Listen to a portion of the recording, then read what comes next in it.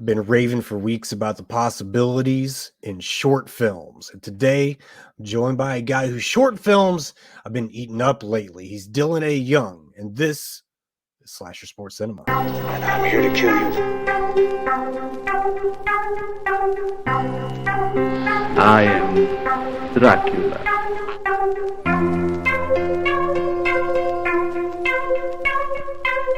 Say that I have shed innocent blood.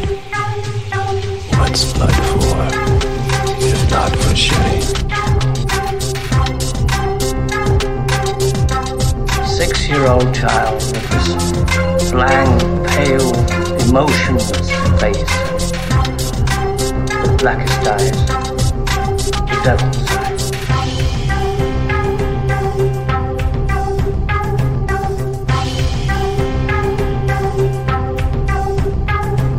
I like to dissect girls.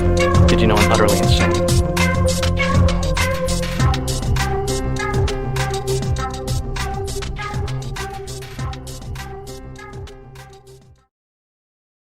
Dylan Young, welcome. How's it going? Who'd you steal all those DVDs from behind you? Lots of different people in Facebook Blu-ray groups, lots of trades. Old school way. Oh yeah, and then I also live on the same block as a used book and movie store, so that's been like super cool. That helps. You know, we don't have anything like that here. Oh, that sucks. Yeah, it does suck. The closest thing we have to it is a still under operation Captain Video. Oh yeah, you should check out McKay's if you're ever down in Nashville, though. That place is wild. Where is it? McKay's is down in Nashville. It's it's not far past downtown area, but it's like a giant like warehouse, used book and movie, music, like all this stuff. But it's just like going into like the Kroger size building. It's like 2 stories, and there's so much stuff. Like it's hard to leave without like having a handful of stuff. Well, you're dragging me to the wrong place, man, because I will walk out of there with 2 handfuls, man. They've got one in Knoxville and one in Chattanooga too. Knoxville. This isn't. I just recently promised somebody that I was going to be taking a road trip to Knoxville to their store. Grindhouse Video. It might be. Probably. That place is awesome. Who has that place? Man, it used to be in Tampa, Florida, and I want to say the owner's name is Mike. You see, there's a mutual that we have, and they either run or own or just operate some kind of movie store in Knoxville. Well, there's Grindhouse Video, and then there's another one, and some of the guys that work at Grindhouse Video run this other one. It's some company where they make VHSs. I feel like that's the guys, though. They're cool. I'm gonna have to. I'm gonna have to go back into my mentions or something and find that. I make these promises, and you know, I'll always come through. I will say I will always come through. It might be the day before that I'm realizing shit. I have to do that because I've got to go see Adam Freeman and his people about Deadly Dealings. They're going to be doing some kind of something in Manchester, Tennessee. Okay. And, like a release maybe it might be just like I don't know if it's I don't know where it fits in the timeline of the release of Deadly Dealings, but they might be doing maybe some pre-order stuff. Cool. And I know that himself and maybe a couple of the co-stars. I don't know if Jessup Flux is going to be there. I'm not going to promise anything because I know I'm going to say the wrong names. But I know that I reached out to somebody and I said I'm going to be there. I'll just make the hour drive because Manchester's not that far. It's not as far as I thought it was. It's probably a good hour and 15 away from Nashville, and I'm about 30 north of Nashville. So yeah, I can make it. Knoxville's a little bit more of a drive though. Oh yeah, absolutely. Well, speaking of movies and weird, I guess, productions. This is a film that we talked about that I just sat down to watch for the second time. Okay. And I'm no less. I hate to use the word disappointed because anytime a film disappoints me, I always start to second guess myself and think maybe, the film might not have been for me. Right. I hate those don't waste your money, don't waste your time kind of people, because who the fuck are you to tell me what I'm going to like because you didn't like it, right? Right. And I really don't listen to people say, you got to see this. That's probably something that's going to, there's a running joke. Some old friends used to tell me, yeah, you need to watch this TV show. But now that I've mentioned it, I know you're not going to watch it. Because I'm Absolutely. just Yeah. too cool for school, right? But Right. what the fuck is going on with Skinamarink? Well, I saw it opening night in theaters. Mm. And as we got up to leave, my girlfriend and I were walking down the side aisle, and the first thing I heard, somebody in the audience goes, "I've seen worse." And to me, that sums it up. That's the best review I've seen so far. I have seen worse movies. It also kind of acknowledges that it's not particularly a good movie. Well, okay, that's the best review that you could hear about, I guess, before you came on to today's show, because I'm about to hit you with another. Yeah. Okay. This is from Adam. I don't know where the hell Adam's from, but a month ago, Adam reacted to the trailer and he Okay. said, nice trailer. Instead of your typical modern trash trailers for horror movies, they gave that cult classic 70s B horror film feel. It doesn't take a lot of money to make a good horror movie, just a decent damn story. Now, just as long as it has an actual plot and isn't one of those stupid type of movies that don't make a damn bit of sense, this might actually be a real gem. Optimistic Adam. Yes. One would just have to get over the weird name is all. If only, Adam. If only. Right. Because Adam in the very same month comes right back and says, movie sucked and was boring as shit. And the filmmaker lied. The doors haven't vanished. Nothing creepy happened in the movie. The movie will only scare pussies. So I'm glad you mentioned that about the review, because I myself watched this the first time and told myself, I kind of doubted myself. And greetings to Dixie Gers. Dixie on my mind. You know Dixie, don't you? Oh, yeah. Dixie and I have worked on a couple of projects. I actually met Adam Freeman on her short film, Secrets of the Witch. This is all connected. Oh, It's yeah. all connected. I got caught up in a web here, and I don't know how it Right. happened, but I can't fight my way out. Yeah, and we talked about this before we jumped on, but this whole, I guess, new relationship thing for me goes all the way back to that melonhead Ben Johnson and Curse of the Were-Deer. And there's Dixie, like, it's a monster. And I love that part. I fucking love it. And Right. The fortune tellers situation reminds me of well, not really reminds me that much of it, but I kind of harken back to a film from the 80s that I like, but I don't like to say that I liked. It was called Teen Witch, and it was probably the second most important film that had Zelda Rubinstein. Zelda Rubinstein? Was that her first name? Rubinstein. The little short lady from Poltergeist. Yeah, from Poltergeist, yeah. Zelda Rubinstein, right? Yeah, and she passed, like... It wasn't long. Well, time flies. Not long after those movies, right? Well, she was... No, I think... Didn't the little girl die? Yes. Caroline? Yeah, okay. Carol Ann, sorry. Yeah. But Zelda Rubinstein was in Teen Witch in the maybe late 80s, maybe early 90s. It's one of those movies that's a guilty pleasure. Never in a million years would I tell the world that I like this movie. But here we are. I think about the fortune teller, and I go back to that, and I'm like, man, if you're going to have a successful movie that has any kind of lore to it, you better have an all-knowing oracle. And Dixie is that for the Were-Deer cult. Right, that or some, like, stranger that warns everyone what's going to happen. that walks into town by themselves without just aimlessly wandering, just shows up Right. everywhere you're not supposed to be. You're wondering what's going on. But listen, back to Skinamarink, okay? Because I haven't given this film enough shit.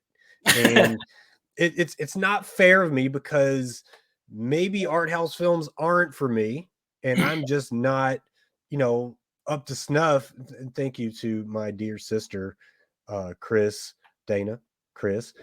Zelda died in 2010. Cool. So Yeah, that makes sense. RIP to Zelda.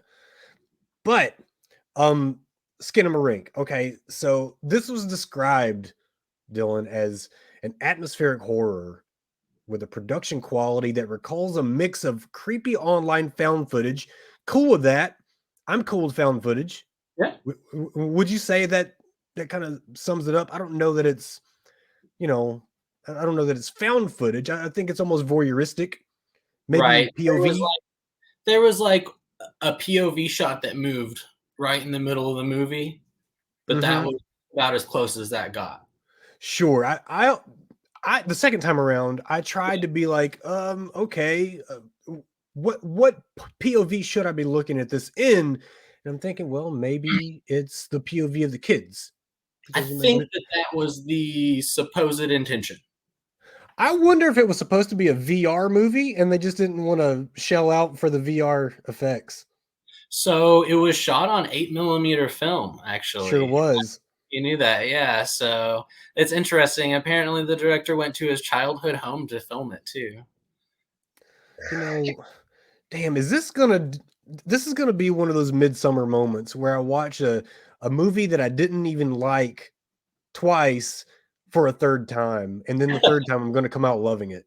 That's what's gonna happen here. Incredible reviews. I mean, tons of 4 stars, 5 stars by people who know, and I'm not one of them, Dylan. I'm not one of those people who knows. Yeah, it's interesting. But I would say overall, like, it's an endurance test. I felt like I was being punked. I was sitting through the theater just constantly thinking, like, is anything gonna happen? And this is like the longest trailer ever.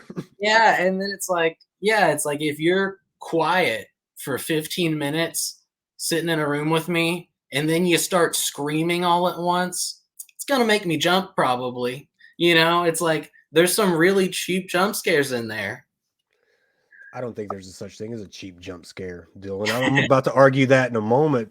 Hello to Carrie Brock checking in. Hey, it's What's Dylan A. Young. What do you know about Carrie Brock? You don't know her. I met Carrie on The Art of Killing. The Art of Killing, you say? Would you had a very important role. You were the sound master of sound. Am I right? Yeah, I did sound for them. I want to say for 8 days of production. So I wasn't there at the very beginning, and I haven't been there for the last 2 or 3 days of shooting, but I was there for like most of everything else. Man, I got nothing but time for that Art of Killing crew. Oh, yeah. Fantastic. And Carrie says, and he did an amazing job. I don't know. Remains to be seen. Remains to be heard. I guess. See, you jumped out. You jumped out ahead of me. I'm glad you said that. No, but yeah, I mean, guaranteed, man. I love those guys. It was one of the most. I came in. I don't want to say less prepared, but I really wanted to make that episode kind of a shoot from the hip kind of a situation, right? Yeah. I feel like when you overscript things, you lose the feeling, and I really do want to convey, I guess that the happiness that I am to be able to, or that I have to do this project. It's definitely a labor of love, and I really transitioned from just reviewing big time Hollywood movies, horror films always, to indie film, and I think it's more satisfying because I'm building relationships with these people that are going to last a lifetime, right? Unless they kill me for a bad review, and that's okay too, because who wants to go out any other way? Right. I think in this business you got to be prepared for a bad review every now and again. Well, I'm familiar with bad reviews, and this podcast gets them week in, week out. But man, see, it's just wild that everybody that I'm meeting just happens to already know each other. So I'm like late to the party, you Right. know. Oh, it's a good So way to get introduced. yeah, the best thing that I can do is just walk in and spike the punch and hope that it becomes you know a fun a fun thing to do, like for Right. years down the road, right? Absolutely. But let's talk about real quick Kyle Edward Bell. Okay, so they compared this to like some of David Lynch's lo-fi experimental work. Right. I'm wondering to myself, what did I miss by David Lynch that would ever compare to Skinamarink? I don't know. So I've seen David's earliest short films leading up to Eraserhead, and it feels like if somebody were to make that comparison, they'd have to say like it feels like a David Lynch film if he was always pointing the camera in the opposite direction of whatever was happening. Okay. Okay. I I like that. Like there's this intention throughout all of Skinamarink to not show anything. It's like no matter what's going on, if anything's happening at all, you're not gonna see it. You're not gonna see it. I just wonder if at some point there's this thought that maybe what I'm supposed to feel isn't what's on screen, it's what I'm inferring to be around me.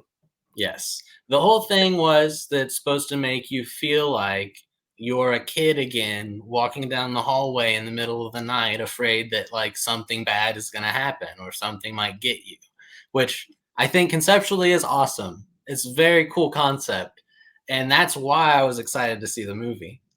But, you know, it didn't pan out the way I had hoped. Maybe the second view. You saw it? Wait, did you say you saw it already twice? No, I just saw it opening night. The one time. Okay. Good, good, good. Well, I mean, this thing got, I guess, leaked, right? So It went to Shutter. say that again. It went to Shutter on the second. So yeah, right. So like I guess there was a glitch on like one of the online film festival screenings. Oh, That made the film able to be downloaded, and it spread before it was ever released to schmucks like me, right? So it went on like social media, TikTok, YouTube, both had it like before its official release. interesting. And I just wonder like who thought enough of it to put it to, I guess, kill their algorithm on TikTok.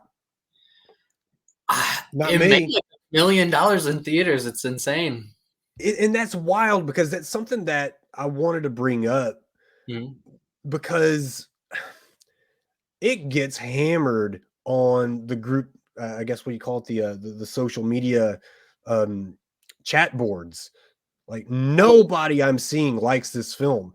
The second time I watched it, I warmed up a little bit to it. And I started thinking outside the box, which I normally don't do. I try to watch a film the first time as a fan, okay? Because that's what it was meant for me to see it as. Right. The second time around, maybe I'll start being a little more analytical. Like, what's this person going for? What's the dialogue? Well, there ain't no dialogue. There's about 500 words in the whole film. And again, that's okay. If I don't get it, it's maybe because I don't get it. Right. Okay, that's not a big deal. Right. So Kyle Edward Bell, he did everything on this film, wrote, produced it, directed.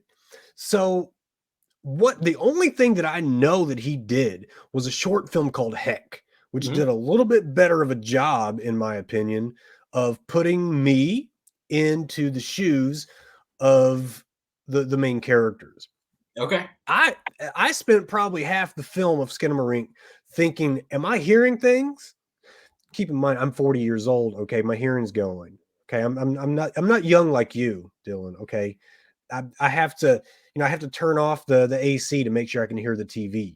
So I thought maybe it was the neighbors talking. I couldn't tell, but I guess there's a reason they do these things. And the art house type, the artsy films, and I guess if I'm starting to get it, I'm becoming a little artsy myself. But third time's going to tell the tale. Yeah, and I'm gonna keep you posted on that. But definitely. I thought it was interesting that you saw it opening night, man. Yeah, I'm an AMC Stubs member. It was playing at my AMC, so it's like to me it feels like I'm just going to a free movie. I saw that it had a cool poster and a cool synopsis, and there was a bunch of hype, so I was like, "Let's go, let's do it." And I apologized to my girlfriend afterwards for taking her with me. I guess you owe her another one. I don't know. I don't know how your relationship works. I'm not going to tell you how to navigate that. You're I doing a think it better was job than warranted, most.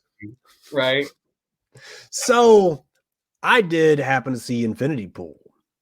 Nice. And yeah, so David Cronen, or I'm sorry, Brandon Cronenberg, of course, son of the famed director David Cronenberg.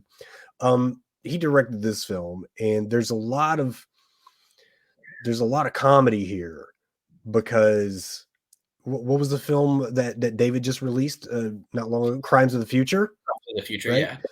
So Infinity Pool made more money in 1 week than Crimes of the Future did in its entire run in theaters. And the Yeah. reason I bring that up is because David directed Crimes of the Future. Yep. He was the father of Brandon, who directed Infinity Pool. Right. Outdoing the dad. How awkward are holiday meals going to be? That's so funny. Right? Yeah, I was So just saying the other day, I'd love to see Brandon write a film for David to direct. I wonder how much would get through the filter of David, though. I just It wonder, would it's be like, son, you're not doing that right. Let well, me show especially you. Give me the pen. right. David's anti-sci-fi, and his son's big on sci-fi. So it's kind of it would be an interesting thing to see. But it kind of reminds me of when Lamberto Bava wrote Shock for his father Mario Bava's his last film. You know, when you have collaborations within family, I just spoke to some very good friends who did a film called Obstacle Corpse. Okay, And the Obstacle Corpse folks, they are, basically made this whole film a family affair. It's written, directed, produced, by a husband and wife combo, Mad Wolf. Shout out to the Mad Wolf crew. And their son, who played in the short film, was a major character in the feature.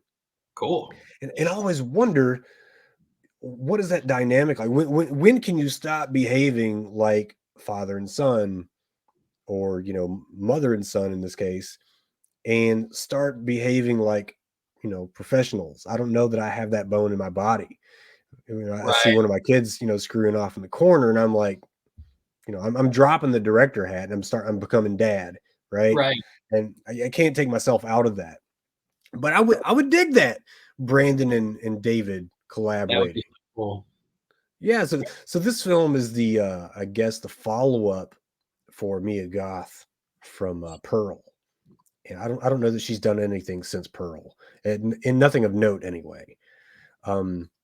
If you've been living under a rock, Mia Goth is from X, Pearl, the upcoming Maxine, all three from Ty West in the same trilogy there. And of course, the remake of Suspiria that happened, it was a number of years ago now. Again, time flies. Right. Classic Argento flick, which was, now that one was directed by Luca. Guadagnino. Thank you. Gosh, thank you. I've struggled with his last name for so long, but yeah, I could have Luca. said it wrong, but yeah, but Luca. Listen, you said it twice as good as I would have said it. Okay, it's not going to come out like that. As I do speak Spanish, okay, like fluently, like native level, but there's just Names are some just a whole sounds. other thing. It's a whole other monster, man, because you only say it the way that you say it. So, Absolutely. and it's important to me to get names correct. So, Right. yeah, he directed that film Bones and All, Yeah. and I skipped over that one.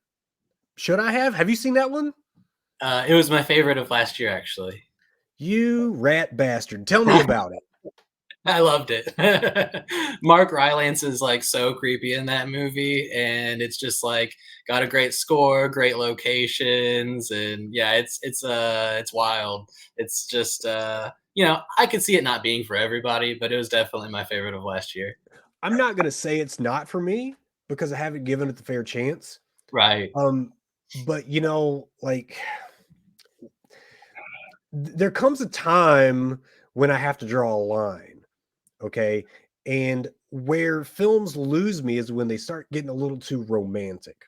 I'm not into romance at I'd all. say, it is a romance film equally as it is a horror film, I would say. They're both very, very fundamental to the film, but a lot of it is just like surrounding a lot of like family trauma, really.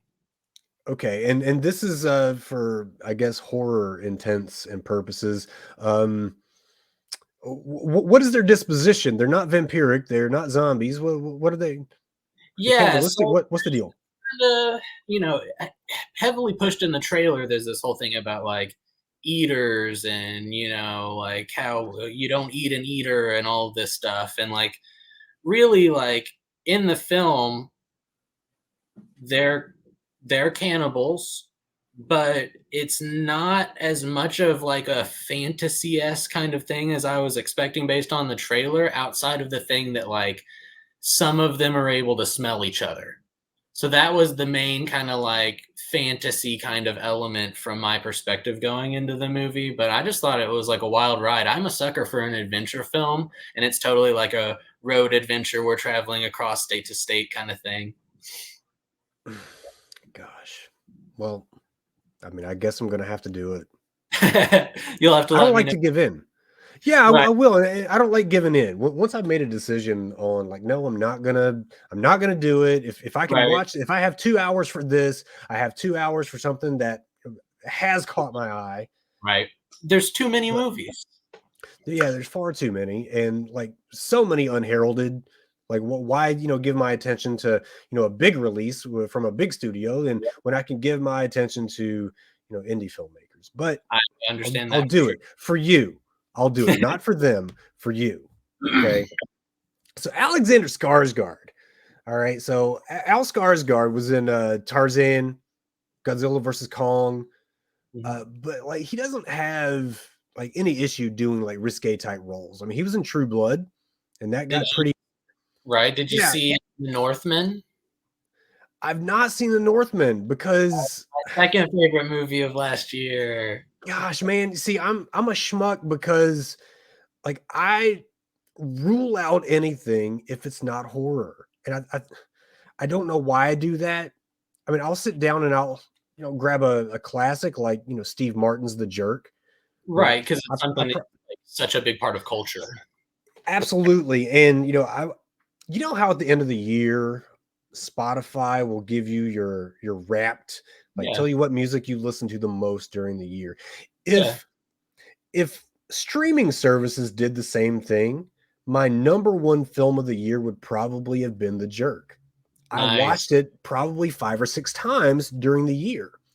If you like And that wrapped thing, Letterboxd does a year wrap, so that's a fun feature that I look forward to. really, Yeah, yeah. see, If you log all your stuff, it tells you directors you watch the most of, genres, what country you're watching movies from. It's fun. I've considered putting one of those together You should. and It's so just much fun. and caving. Okay. I feel like it's going to be one of those dissertations where I have to like put in my whole review of a film and I don't review films on it at all. I'll put a heart if I liked it, just to remember that I might want to rewatch it one day. Aside from that, I might put a movie quote, and I don't put reviews. I don't put star ratings or nothing. It's mostly just for me to remember what I watched. damn it, I did not drag you onto this podcast to be putting me on. Like there are now 3 things that I'm bound to sign up for You got a list, because yeah, can you just stop talking for a minute? And because my list is getting too long now. Now I have to watch Bones and All. right? I Back to gotta watch. Infinity Pool. Yeah, right. Well, I have to watch Northman now, and now I got to sign up for fucking Letterboxd. But I mean, okay, Al Skarsgård was in True Blood. All right, Yep. I don't know if that was on like HBO, Showtime. It was one of those two. I think it But was Showtime. It feels like it might have been. It's something that I never subscribed to, so I never got to finish the series. But yeah, Greg, listen, Greg Brock, Dylan's very persuasive. Yeah, I'm about to end this thing because I'm like putting together too many promises. But listen, I mean, I think Bob Pattinson was offered the lead role in Infinity Pool, but Oh, he passed on it. Thank you, Dixie. Dixie says it was on HBO, so of course it was.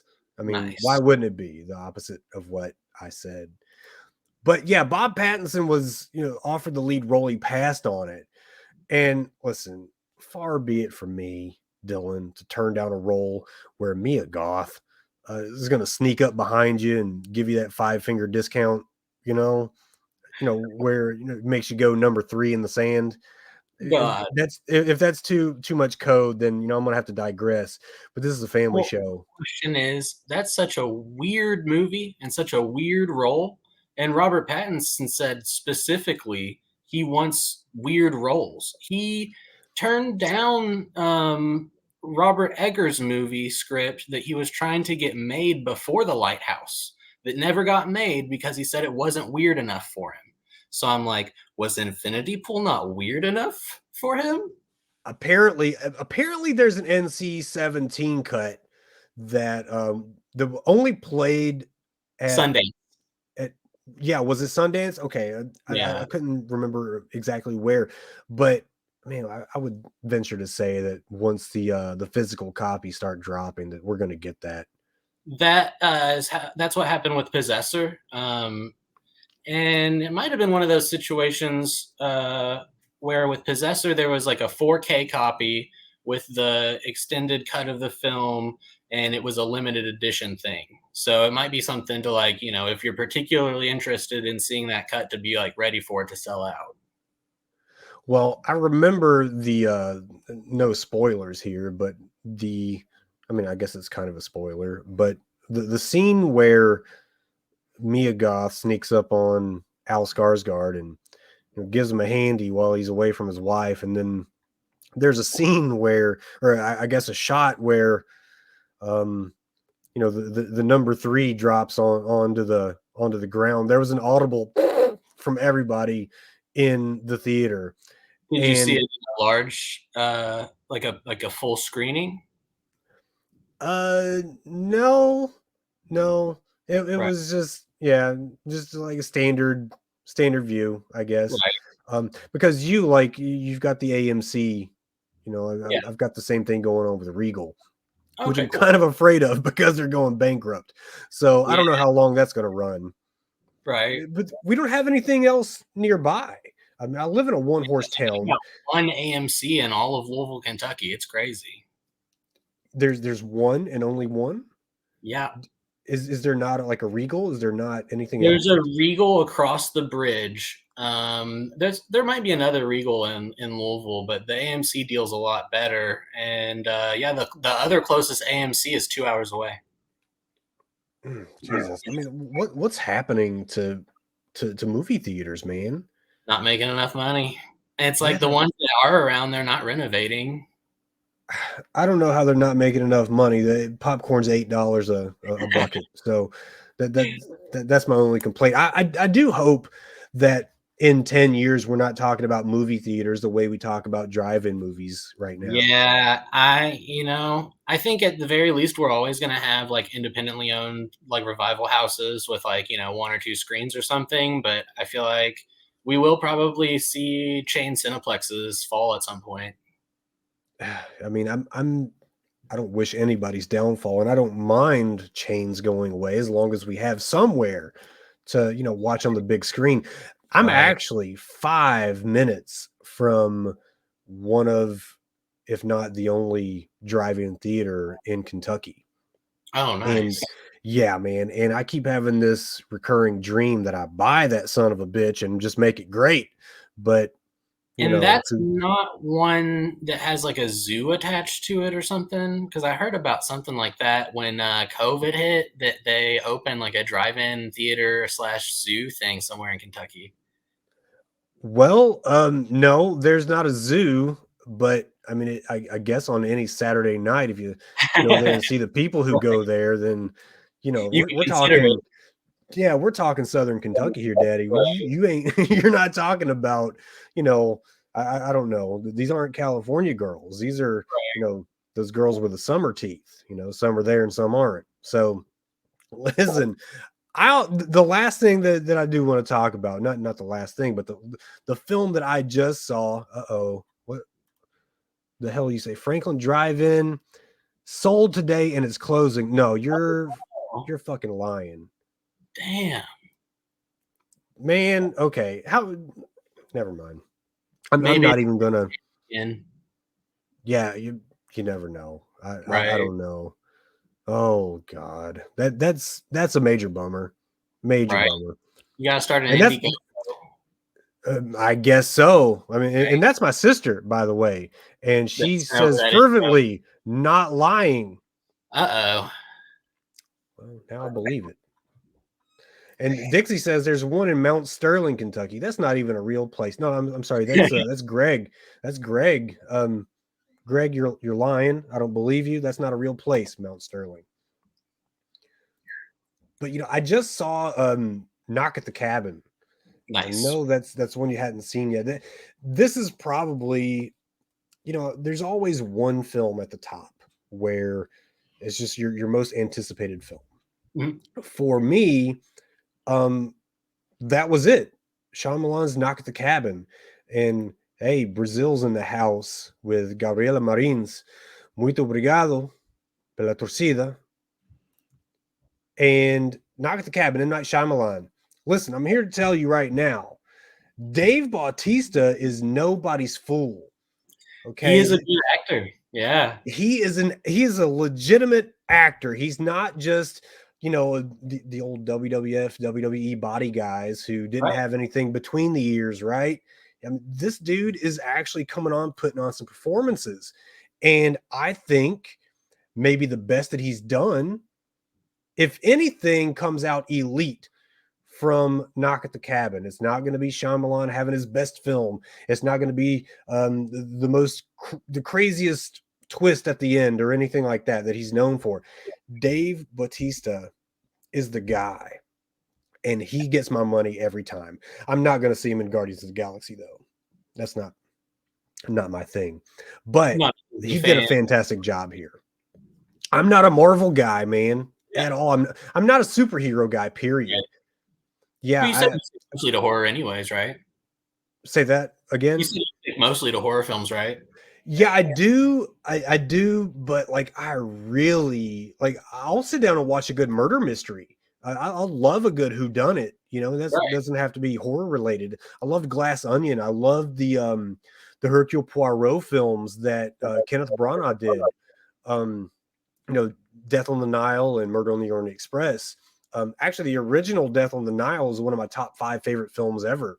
Oh, nice. But oh yes, sir, I could go on about that film all day long. And I'm just recently doing a rewatch with a friend. I love introducing people to films they haven't seen. Agreed. And Death on the Nile is just one of those that has that elite cast. Because first you got Peter Ustinov, who not really anybody from our generation is gonna know him, but he's my favorite Poirot. But other than that, you've got Angela Lansbury, Murder, She Wrote fame. You got Betty Davis, with Betty Davis's eyes. You've got Olivia Hussey, who did, Romeo and Juliet, Black Christmas. She was in It at the beginning of it. But listen, she was a hammer of the gods back in the day and probably still is. But who else you got? You got Maggie Smith of Harry Potter fame. You've got Simon McCorkindale, and that guy plays the best dork I've ever seen in my life. But the story was elite, and I'm not even talking about the goddess herself, Mia Farrow. Mia Farrow is in this film. She plays a crazy bitch to the level of, I guess, perfection that one would expect when you have a name like, an iconic Mia Farrow. She got that reputation for films like Rosemary's Baby and Death on the Nile. So you go back and see the origin of what made them elite. And this is just the epitome of it. Right. And it's just a really fun whodunit, But again, back to Knock at the Cabin, like as a like with the movie Old, Shyamalan filmed Knock at the Cabin on 35 millimeter. And it was supposed to have that 90s classic thriller look. And I don't always pick up on things like that until I read it. I mean, you as a filmmaker, I mean, obviously you could probably point it out a lot quicker than I could. Like, what films are doing that lately? Can you think of any? Yeah, so I mean, we're definitely seeing a revival in people shooting on film. Everything from stuff like Skinamarink being shot on 8 millimeter to people like Christopher Nolan shooting on like 70 IMAX film and stuff like that. So, from what I'm seeing, it's the people that are considered like the current like greats of filmmaking are shooting on film because they can, and we've also got some people that are like becoming really big in cinema, like Jordan Peele. He's shooting on film. But the Ty West is as well, I believe. Absolutely. The main thing is like a lot of indie people are getting into it, and it's like a lot of them can't afford to shoot on 35, but I feel like there's people like Joe Bagos who just keeps making like all these awesome 16 millimeter like grindhousey horror films, and like it's a really cool revival to see, and I love seeing films shot on film. I would do it if it didn't cost me any extra money, you know what I mean? But I've planned films to be shot on film and ended up not being able to, and I definitely have some scripts that I intend to shoot on film one day. Well, I wonder where the revival started. The first time I started noticing was with the actual Grindhouse double feature of Planet Terror and Death Proof. Yeah, I think especially with Planet Terror. Yeah, on the smaller end of big budget movies, that's where it really like started pushing heavily. But also, like, I think Christopher Nolan was a big push for this in like the Batman trilogy when they were shooting on like giant IMAX cameras and stuff. So I think like a lot of those have been driving forces. But it's like film's always been here, and while it's like dwindled off really hard, you've always had people that like really appreciate it and use it any chance that they can. Part of me thinks that maybe we got just a little bit too good at making film, and we just got too good at making things look like you're not staring at a TV, you're staring at somebody in front of you, because it can't get any clearer, right? So when I think about films that I don't want to be as sharp as possible, horror has to be at the forefront, because you don't want to see somebody pulling the strings. You don't want to see the imperfections in the practical effects, because you can't put the rabbit back in the hat once it's out. Yeah, that's like one of the big cool things about shot on video, like VHS movies. It's like I got myself an old Panasonic Omni movie so I can shoot on VHS tapes, and I definitely plan on making some, practical effects score heavy piece at some point where I can lean into the fact that the footage doesn't look crystal clear, and that makes it look scarier. I'm glad you said score. Quick question, rapid fire, no explanations. John Carpenter, movies or music?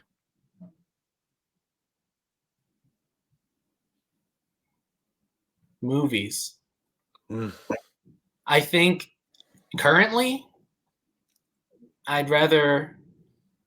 think right now he's excelling with his music, but like I could never give up They Live, Village of the Damned. There's just too many great movies that he made to say music.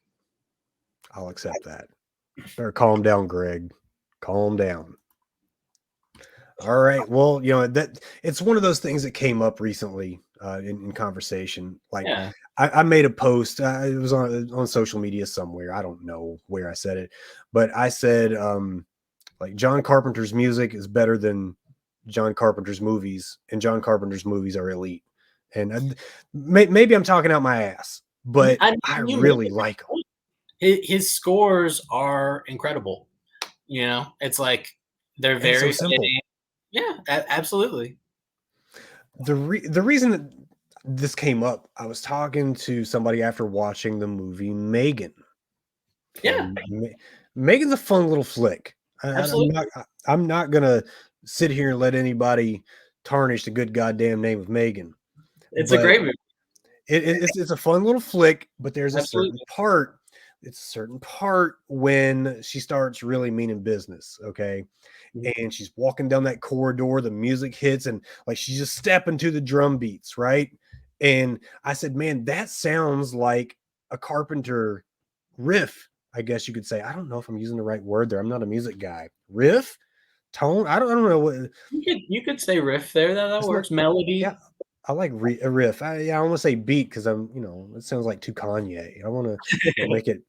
I want to make it right. So yeah, man. The three movies that we've talked about, I don't think you miss with any of them if you can really wrap your head around them. I shit on Skinamarink, but I'm just having fun with it. I think for the people the film was made for, it's probably a home run. Yeah. And I hope you enjoyed the hell out of it. So, because I didn't. But back to Knock on the Cabin. Knock at the Cabin. It's based on a 2018 novel, The Cabin at the End of the World. I'm not a reader, bro. I'm not a reader at all. But it doesn't stick to the book's events, and Okay. that should be a good thing for readers. You're getting a little bit different of a story, and you don't get Dave Bautista in the books either. So you got to watch this. So you're originally from Southern Indiana, Yeah. yeah. Currently in Louisville. Yep. Is there like a strong film community in your area? So there's definitely a group of filmmakers and film crew people in Louisville. And we were lucky enough at the beginning of last year, they passed a film tax incentive program here. So there's been a lot more activity in the area, a lot more shoots coming to town. We currently have Ethan Hawke in town making a movie right now. And I've got Badass. friends working on that one. Yeah. And there'll be like local screenings or film group meetups, stuff like that. So yeah, it's fun. I definitely see little like film and horror communities in a lot of these places that I'll go work, like Nashville or Knoxville and stuff like that. It's cool seeing these like small film communities. So this incentive that you talked about, is this the same thing that they had going on like Western Canada for a while? Do you know what I'm talking about? Cronenberg would do all the time. Yeah, it's Okay. similar. Okay, good deal. So I was talking to Steve Merlo. You might know Steve Merlo. He's the guy that just did the fan film of the Texas Chainsaw Massacre called Yeah, we've messaged on Facebook a little bit.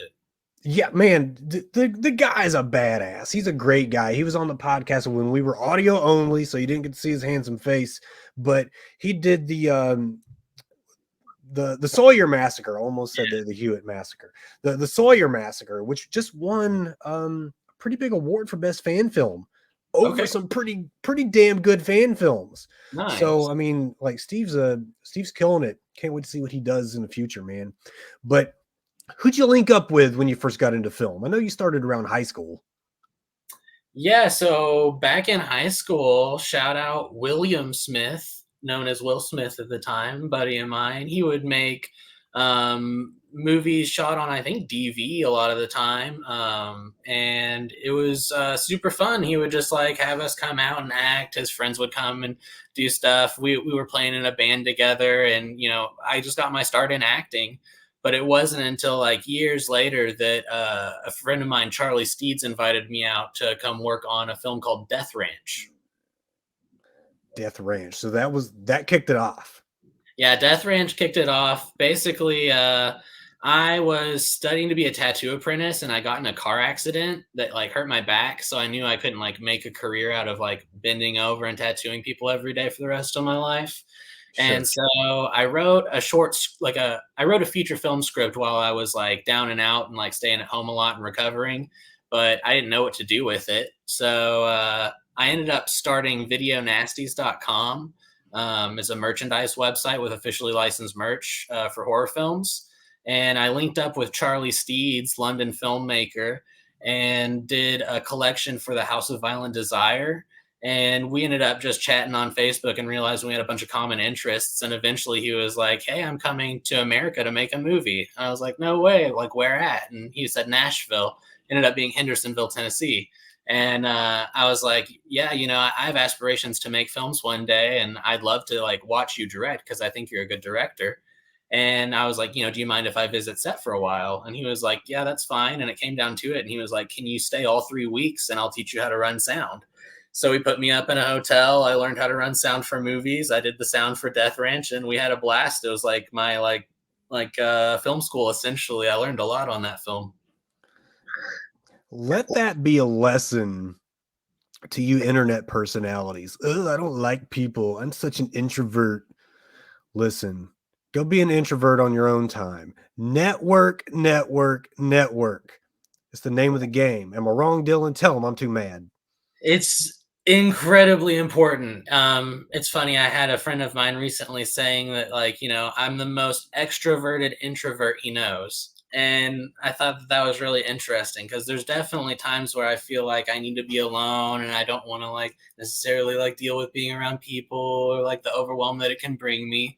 But like, yeah, that's really important. Like, I fund a lot of my films by working on other films. And if I don't meet other filmmakers, no one hires me to work on films, and then I don't get to make my own films. It is so easy to be that way. Mhm. Dixie chimes in, extroverted, introvert. Listen, it takes flipping the switch. Yeah. Okay. It's not like, introverted people want to go out and do these things, but there's a necessity, a necessary evil in networking. And like Zig Ziglar said it best, nothing happens until somebody sells somebody something. And you have to sell yourself and your skills and if you don't have the skills, your aptitude, your willingness to get those skills. And you did that. And there's no better example of how to make it work than what you just said. Like, I didn't want to do it, but you know what? I was in a position where I could sit down, pen something out. Basically, you did the same thing Bruce Lee did. He was laid up, couldn't walk, and then he just decided to write the Tao of Jeet Kune Do. So, I mean, that's what you did, Dylan. Okay, and it kicked off what you got going on now, and I'm really happy for you. Thank you. You I appreciate said, it. of course, you said, I think genuinely impacting people's emotions through fear allows people to, in their head, revisit your film more. What do you mean by that? Yeah, so that was in an interview that I did as a part of the Knoxville Horror Film Festival last year. And I think that, there's times where you can impact people's emotions in movies. And it's those most emotional scenes from a movie that you're going to carry with you for the rest of your life. Whether the movie terrified you or broke you down crying, when you think of the movie, those are going to be the first things that come to mind. Those are going to be the first things that you're thinking about. And you're probably going to remember movies that impact your emotions more than any other movies. So I think, like, if I've ever got a point that I want to make through a film, I want to make somebody really uncomfortable. So they think about how uncomfortable they are, why they're that uncomfortable, and what my intention was with it. And then also continues to make them uncomfortable after the movie and makes them think about the movie. There's nothing that I detest more than reading the online chat groups and someone refers to a horror film as fun. Oh gosh, it was such a fun film. I loved it. It was so fun. It's not supposed to be fun. It's supposed the negative reactions to the films that I'm seeing like make me want to see that film more because you're not supposed to be having fun. You're supposed to be uncomfortable. If if you don't want to see a man's mouth sewed to another guy's asshole, then don't watch The Human Centipede. Had a friend, a very, very good friend, who was trying to tell me, and she was not a horror fan at all. Okay. She's the after school special types. And she was telling me, you know what? I want to see this movie. I think it's called The Human Caterpillar. And when you talk about losing my shit, I lost my shit because like even the innocent are coming in and saying, you know what, that's a fucked up movie. I kind of want to see it. People that wouldn't normally sit down and watch, a Friday the 13th with you, but they do want to see the Human Centipede. And that's how you've done something. And yeah, that's really uncomfortable at its finest. Right. It's like a lot of these films, a lot of shock cinema has always garnered more popularity because people's intrigue. It's like maybe somebody's not going to be interested in Friday the 13th, part 17, but they heard about this new, cool, crazy thing that's blowing people's minds. And it's like maybe they'd seen a slasher film before and they didn't like it, but they've never seen some dude's mouth sewn to another dude's ass, and it's like that's where people are like, well, maybe that is right for me. And you're like, but why? Well, they haven't seen it before. I'll try anything once, right? That was that's the old saying. So give it a shot. Right. Well, I think you may know we may have another common friend in Ben Schatzel. Do you know Ben? Yeah, I met Ben on a day of Curse of the Werewolf. He came and did some acting. Class act. I shouldn't have even asked. I should have just known. I should have just dropped the name. Well, he's a big fan of the Saw franchise. Okay, and I used to be of the school of thought that the first 3 were good, the first 1 was great, the rest of them were shit. Until Ben smartened me up a little bit. And now, I've done so many binges of this franchise that it's not funny. There's a school of thought that says, well, this is only, gore porn. This is just, poorly written gore fest, whatever. No, you sit down and you analyze these films one more time. Just do me that favor. And there is some excellent writing in that franchise. Yeah. I went from absolutely not being cool with Costas Mandylor, and now, like, I can't see the franchise without him. I don't need Jigsaw in all these films. Costas Mandylor is the fucking guy. And there was the film where I do lose track on which installment of the franchise it is, but the one where basically he gets away by putting himself in that glass tomb. And the guy's like, I know it's you. And then the walls start coming in. That is the most shocked I've been in the entire franchise. Unless you count the twist in the first one, right? Because I guarantee nobody saw that happening. Right. But you think Costas Mandylor is about to get caught. Okay. The guy's been on his ass. And he's like the main event, right? This detective is the main guy. And he gets down and he sees him. I know it's you. You're not Jigsaw. And then those walls start coming in. It's like, man, they'll kill anybody. Right. They'll kill any fucking body. Now, what I did, Dylan, was I watched a few of your shorts. Okay. And that sounded like I watched a few of your shorts. I viewed a few of your short films, and Veronica was, I want to say that's my favorite.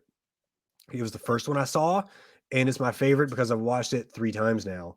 And in this open, okay, I view short films in a way that I'm sure other people do as well, but I always take it as a few different ways that you can use a short film, whether it can be a proof of concept. It can be maybe the opening scene of a feature film down the road. It can be just, a placeholder. Is it a standalone work? Is it a placeholder that we're going to use as a cold open in a future film as a proof of concept for funders?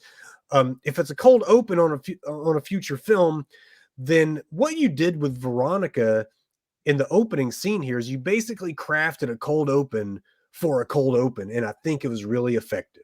Okay, yes, sir. And the open I'm talking about, just picture it, guys.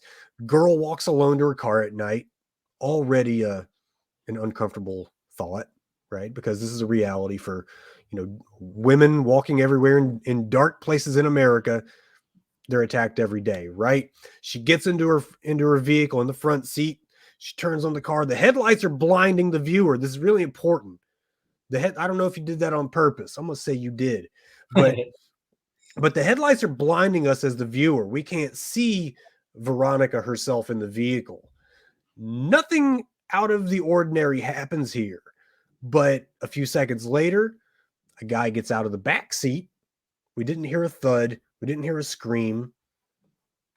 Tell me about Veronica. What are you thinking making this film? Yeah, man, it's just like I love like Last House on the Left. You know, it's like I like a lot of these like great classic revenge films, but they are not for everyone. And No, they are I not. I wanted to make something that was like a palatable but really intense revenge film essentially, and like man, I feel like comfortable with having pulled it off for what it is. Like whenever you shared the thing yesterday with the link for Veronica, uh and just talking about like watch the show live, my grandma shared it, and like one of her friends commented and was like, "Ooh, good movie, great twist." And I'm like, if older women are enjoying this pretty intense horror short, I think I did all right. I think you did a hell of a job. And yeah, shout out to Grandma. Right? Oh, she's great, man. She drove me down to Spooky Empire for my first film festival ever. Yeah, because I got Better Safe Than Sorry accepted. Speaking of, the story behind Better Safe Than Sorry is, I guess one we hear of that's, yeah, I guess far too often about, abuses, whether they be sexual or not. Yep. But this short tells tale of what happens when you have somebody on your side who, as the old saying goes, help you bury a body. Okay. Yeah.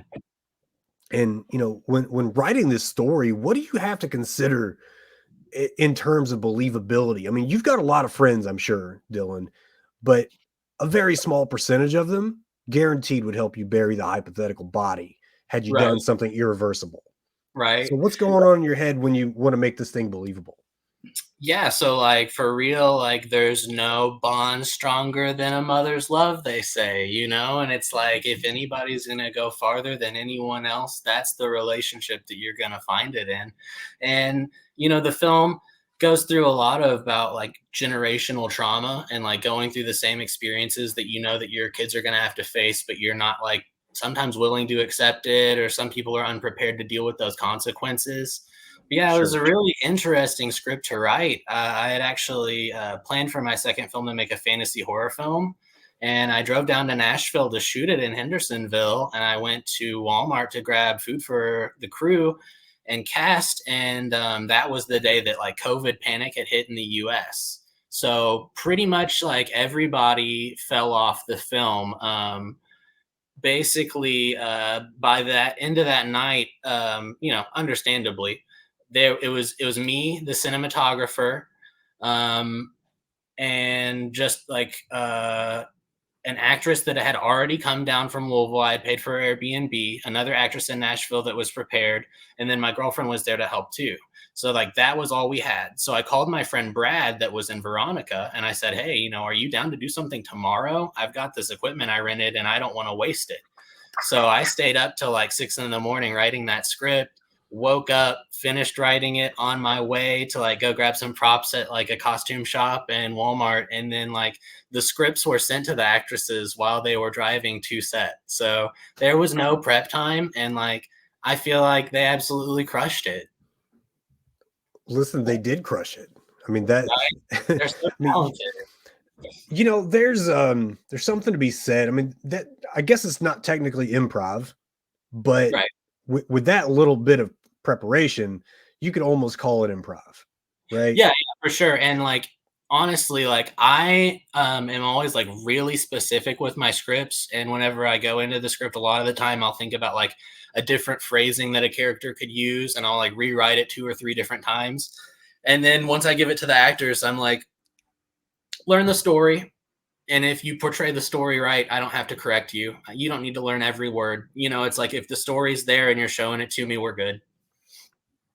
Not long ago, well, actually, it was longer ago than it feels like. I had Jim Burkett on the podcast back when we were, still audio. Jim Burkett did the film Coherence, Okay. and Coherence is like a lot of people probably wouldn't call it horror.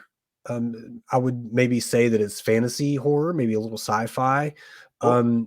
It's definitely strange and unusual, Yeah. and this is a hub for the strange and unusual. So he's more than welcome on again for Shatterbelt. Come talk to me, Jim. But the film that he did, Coherence, was improv. Okay. And basically all he had was one mole in the cast who would kind of keep everybody lassoed in when they got a little too far out there. He would give bullet points and say, just get after it, get from point A to point B, however you want to get there. Just don't go crazy because the budget's limited, Yeah. and I'll trust the mole to keep everything safe. So, I mean, even if you didn't do that, I think what you did with Veronica was fun because you couldn't tell that there was any stammering. It was a well done film, and so bravo to you and the cast. But you know what? Better safe than sorry. Let me say one thing about that. People will often go further than you think they will based off of where they are pushed. Okay. When they feel like their back's against the wall and they're just in an unwinnable situation, may as well just make it happen and live with the consequences, right? There was I don't know if you would call it a documentary. It was almost like a social experiment on Netflix, and it was called The Push. I don't know if you saw The Push, I but heard of it. I've not seen it. so you didn't see it. I'll give the premise here. Basically, there is, you got like temp services, right? Job services where we need a bartender for a party. So we're going to go through the temp service. We'll get a licensed bartender and off we go. Uh-oh, I think we lost him. Let me see how to get my guy back in. Well, he left us, so I'm going to get him this. Oh, man, tell you what, Dylan, my story was boring, but it wasn't that damn boring. No, listen, welcome back. I don't know which part you heard there, but The Push is about basically a guy who shows up to what he believes is, I think it's like a party for some donors to a cause. We'll just say, maybe like the March of Dimes or something has, huge donors are going to throw a party for them, maybe a gala fundraiser, some kind of situation. So the temporary associate knows nothing. Everybody else are actors. And what happens is the largest donor for this cause has a heart attack before the party starts. And so I guess the host of the party makes the temporary worker help him hide the body, at least just for now, just so we can get our patrons sat down. The party can go off without a hitch. Well, before you know it, the temp guy is helping hide a body in a box.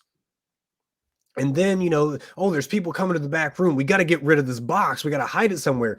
Before you know it, the temp guy is helping hide a body in a box somewhere else. So they're not only hiding a body, they're basically moving, which is also another felony.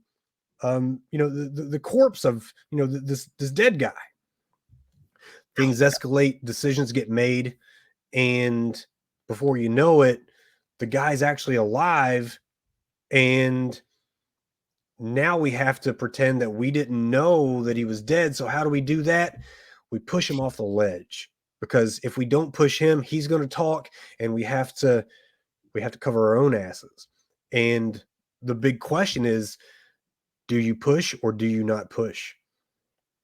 And whether it happened or not, they showed a few scenarios, and some people pushed. Some people pushed this guy off the ledge. So what happened? Yeah, what happened in showing up for work turns into like a would-be murder.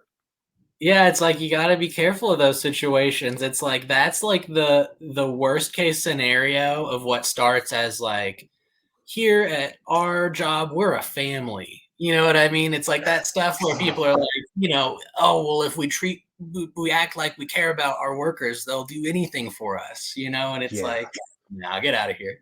They'll get you to put up with a whole lot of bad shit. Mhm. A whole lot of shit that should not be happening because, well, they're family, so I have to, Yeah. right? So I'll go back and I guess contradict myself. You might have more friends that'll help you hide a body than you realize you do. You just got to coerce them a little bit. Yeah, you just got to give them the push. You just got to give them the push. Tell me about Stolen Thunder Pictures.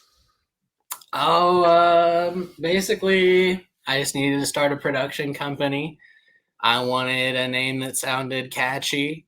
The name that kept coming to mind was Rolling Thunder Pictures, which was like a DVD release distributor that Tarantino ran for a minute based on the film Rolling Thunder. And I just thought Stolen Thunder Pictures was really catchy and sounded cool, and I went with it. But Well, so we stole the name basically, and yeah, Stolen Thunder. I like it. I oh like yeah. it. See, so like the Kid's Revenge. Okay, let's talk about the Kid's Revenge for a moment. You shot this film back in I guess late 2022. Yeah, we shot it like very into September, very beginning of October. And so you won an award in Knoxville at the Grindhouse Grindout. And Yeah, this was like the top prize, right? yeah. It was a contest. Basically, I had a short film, Good Morning, and that got into the film festival. So I wanted to go attend, and then I saw that they were doing a contest, kind of like reminiscent of the Grindhouse trailers from the Tarantino Rodriguez release. And it was Yeah. like, everybody shows up in person. You draw straws essentially and do a draft style to see what genre you get. I got last pick, but I still managed to get Spaghetti Western, which made me really happy. And yeah, man, it was such a cool experience. We had 2 weeks to turn in the final product, and then they screened them all on a drive-in screen. And there was like an award ceremony and everything at this small Central Cinema Theater in Knoxville, which like that place is awesome. Check it out if you're ever in the area. I never go to Knoxville. I now have like 5 reasons to go to Knoxville now. Oh yeah, I'm going to Knoxville soon. They're doing the Valentine's Day bash from the Knoxville Horror Film Festival. They're playing Bride of Chucky in May. Jesus. Well, speaking of Valentine's Day, I'll be posted up with Vada Callisto on February 13th. Should be released. Well, actually, we're going to go live on February 13th, but the podcast, the audio pod is going to be out on February 14th. So happy Valentine's Day. Listen, man, spaghetti Western, I wouldn't pick anybody else to do it. Now, I love a good spaghetti Western, though. I mean, we're talking about like the old like sukiyaki Western Django and shit, man. We kind of grew up, in this area on Westerns, fucking Gunsmoke. And I don't know if you would consider Bonanza a Western. It's more of I mean, yeah, I guess so. Yeah. Yeah, there you go. Yeah, it's like it's a mix or at least a hybrid of Gunsmoke and Little House on the Prairie because it's a little too wholesome. Just a little too wholesome. I want to see my bad guys like being really bad, like on Gunsmoke, the rifleman. But even though, oh yeah, dude. I mean, as a kid, like there was nothing more important than seeing like the opening montage of your favorite TV shows. I'm talking about Gunsmoke. I'm talking about Simon and Simon, the A-Team, Magnum PI. Like they were elite openings, and I don't think they do them like that anymore. No. If I had any talent in me whatsoever, and I just somehow landed a TV show, that opening with an elite theme song would be a must. Nothing would be written before that was written. But I digress. Listen, your first attempt at a feature was Something in the Woods. Okay, you turned that into a short. So Tell me about your, I guess, the about face that you had to do with something in the woods once COVID hit.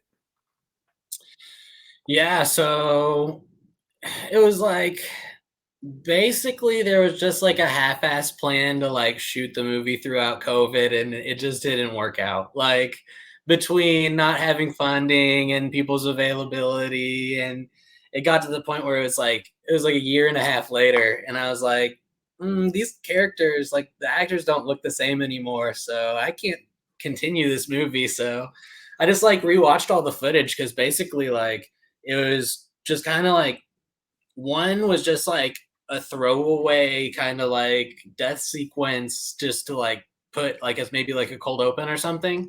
And then the Yeah. other was supposed to be a completely unrelated scene where we shot the stuff about like this couple going out on a hike and doing a picnic and all this stuff. And it was supposed to lead into one of the characters being important and finding the main group of people who were never shot at the end of the movie and it being this climactic meetup point. But yeah, so I just like watched that footage and I was like, how can I kind of like make it seem like we shot this to connect and like to be like one scene where like these people are somehow involved with each other? And I feel like I was like barely able to pull that off. I have a lot of fun watching your films, Dylan. I think you've got a lot going for you. I think there's going to be a lot more to see from you. And I really do hope that, we don't have another worldwide pandemic to slow you down. Right. Now, one question I do have for you before we get out of here. All right. Yeah. So allow me to preface. Now, I've talked about this with other people. Is actually the Art of Killing guys. Yeah. But I'm a big pro wrestling fan from back in the day. Okay, and a lot of the things that I do philosophically come from the pro wrestling mentality. I'm not going to try to get over myself until I put my friends over. And back in the day, there was a wrestler named Stone Cold Steve Austin. Okay, and he's from the 90s. He's pretty worldwide known now. But back in the territories when he was first coming up, he used to ride in a car with a guy named Dr. Tom Pritchard. And Stone Cold Steve Austin's name at the time was Stunning Steve Austin. And in an attempt to get Steve Austin to show a little more personality, Dr. Tom posed him with a question. He said, "What's so stunning about Steve Austin?" This is more of a, I guess, something to think about. Just like when you go out there, ask yourself, what's so stunning about Steve Austin? And then maybe one day you'll start pretending, believing that you are stunning, right? My Right. question to you, in terms of being a filmmaker and your calling card and how people are going to know you, what's so Dylan Young about Dylan Young?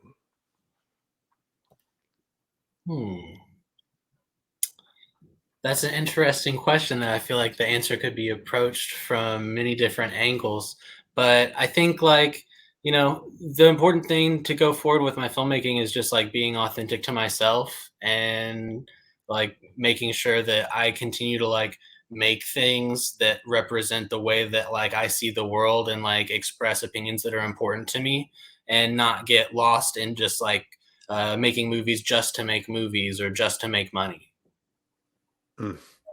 Before we slide into the gag reels, you want to tell everybody where they can find you on your socials?